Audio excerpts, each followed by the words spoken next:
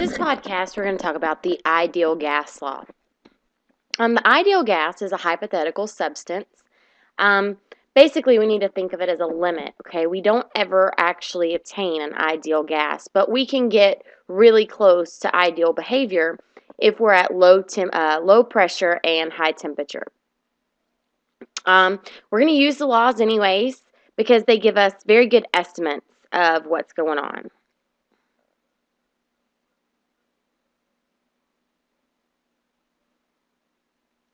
The ideal gas law is defined as PV equals nRT, where P is pressure in atmospheres, V is volume in liters, N as moles, R is the gas constant, and it's equal to 0.08206 always. So we'll always know R.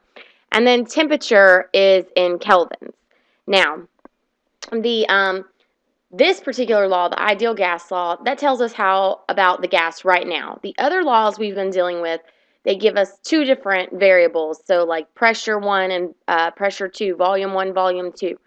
We're talking about changes in gas laws when we're talking about that. But this particular law, we're talking about it exactly right now, what's going on.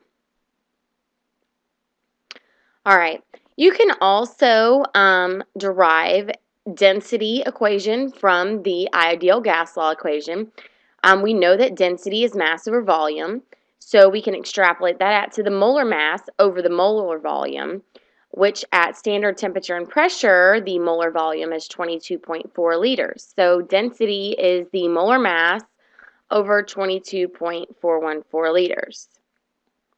Now, further going along and combining that with the ideal gas formula, we can actually get the equation for density, which is density equals MP over RT. M being molar mass, P being pressure in atmospheres, R being the gas constant, the 0.08206 we just talked about, and T being the temperature in kelvins. All right, so let's see some of these laws in action. All right, first question, how many grams are present in a gas sample that occupies a volume of 138 milliliters? So here's our volume. Now, of course, we've got to get it from milliliters to liters, which means we're going to move our decimal 3 places this way. So it's really 0.138 liters with a pressure of 852 torr. Now we know to get from torr to atmospheres, which is what we have to be in, we need to divide by 760, which gets us a pressure of 1.12 atmospheres. Okay, so this is our P. And then we have 37 degrees Celsius. Now that's our temperature, but we need to add 273.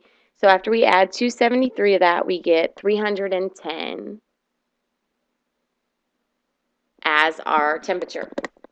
All right, now we need to plug it into our ideal gas equation, which is PV equals nRT. All right, so P we just found out was 1.12. V is 0.138 liters. N, we have no idea. R, that's our gas constant, 0.08206. And T, which is 310.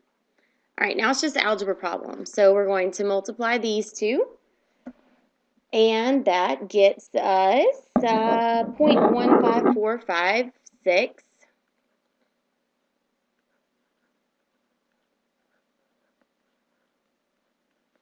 And that's equal to n times these two variables multiplied, which gets us 25.4386. Now we want n by itself, so we're going to divide, pretend I didn't cross out the number there. My writing is becoming atrocious. All right, 4386 on both sides. All right, and that leaves us with an N value of 0.00607. All right, now I did make a change to this from when I gave you your copy of the handout. I told you to find grams, but I didn't tell you for what substance. So I had to go back and add a substance because you can't find grams if you don't know what substance. So you need to find it for hydrogen gas. Hydrogen gas is diatomic. So we're really looking for H2, and the molar mass of H2 is 2.0158. We know this is moles, and to get from moles to grams, you need to multiply by the molar mass. So I'm going to multiply this number by 2.0158. Okay, that's the molar mass of H2. So that gives us the final answer, how many grams, of 0.0122 grams.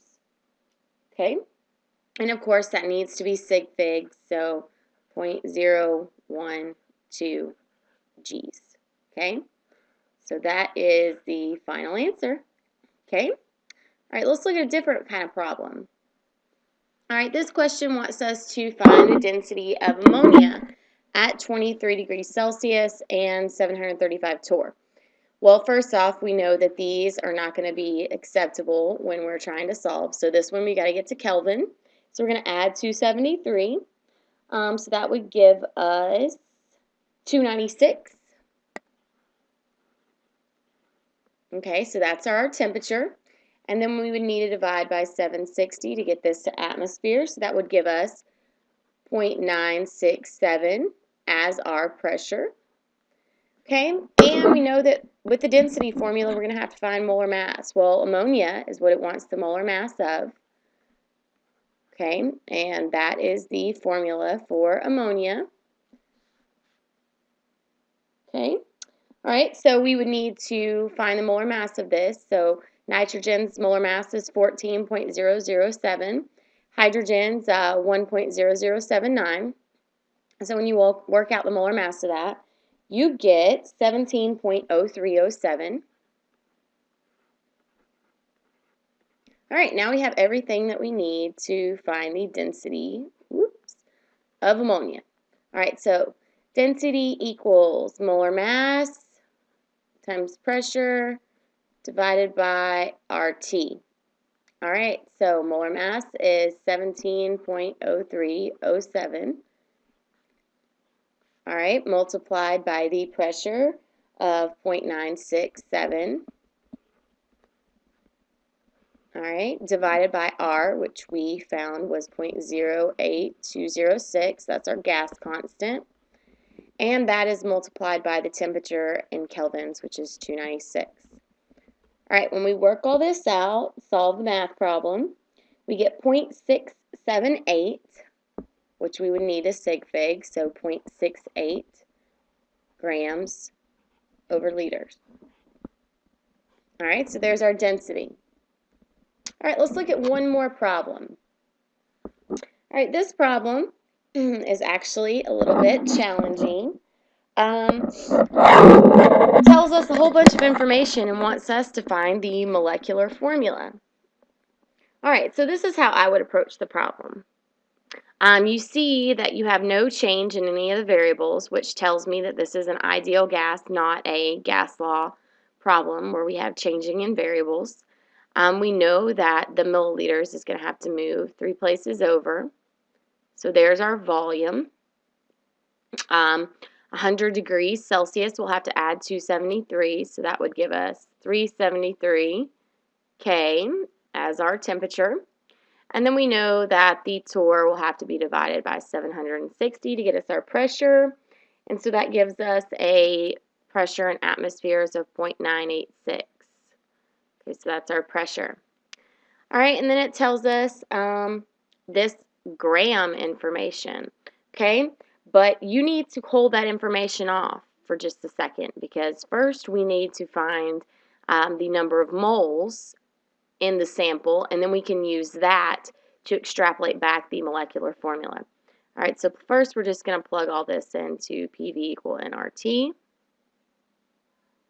All right, So we've got P 0.986 times V, which is 0.256, is equal to N, which is what we're going to find, times 0.08206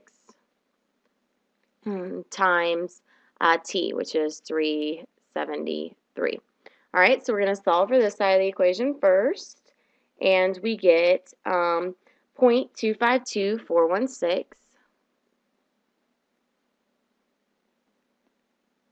is equal to N, oops, that was supposed to be an N. All right, N times 30.6 30.60838. Okay, and divide by this 30.60838 on both sides. Sorry for my chicken scratchy handwriting down here at the bottom. All right, and that gives us N is equal to 0.008246.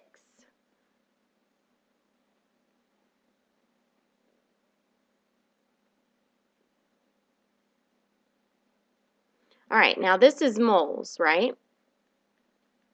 Okay, now to find the molar mass, you need to convert with your grams here. So we know we have 0.8 grams, and in a traditional mole problem, you would have molar mass on the bottom, 1 mole on top, but we don't know the molar mass. We need to find the molar mass of this molecular formula so that we can then figure out what the actual formula is, okay? So, but usually you would divide by this molar mass, and that would give you the number of moles, okay, which we just solved for with our ideal gas law equation. Okay, so basically you're just going to have to do a little bit of reverse multiplying here. Okay, so we get 0.8 grams times 1 mole, so on top we have 0.8, okay, is equal to question mark and then 0.008246. And you want to cross multiply the question mark up, so question mark ends up here, no longer down here. And then we will divide by the 0.008246 on both sides, okay, to figure out what the molar mass is. And we find out that the molar mass is equal to 97, okay, 97. Now, the significance of that, the molar mass, this is the molecular molar mass, correct? And you remember to find molecular formulas, you put the molecular molar mass over the empirical molar mass. Well, we need to know the molar mass of this. We're going to add the molar mass of carbon, 12.011, plus hydrogen, 1.0079, plus chlorine, 35.453. And I am definitely rounding, but it's about 48. Okay, so I cut off some of our decimals there. So 97 divided by 48, so molecular molar mass divided by empirical molar mass, gives us 2. So then we know if we take this number and multiply it by the empirical formula, we get the molecular formula. And bam, there she is, okay? So that's the molecular formula. That was a pretty challenging problem, though.